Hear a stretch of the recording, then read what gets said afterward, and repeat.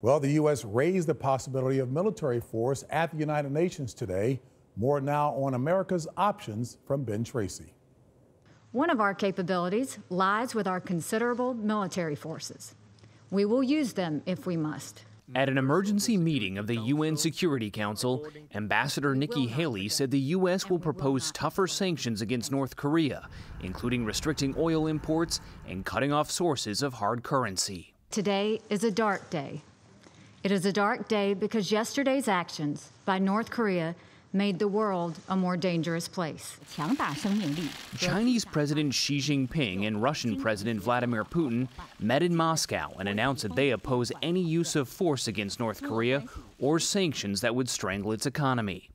China is North Korea's main ally and accounts for more than 80% of its trade. To pressure the North into ending its missile tests, China has stopped buying North Korean coal, but it has not cut off oil shipments to North Korea, fearing that could cause Kim Jong-un's regime to collapse, destabilizing the Korean peninsula.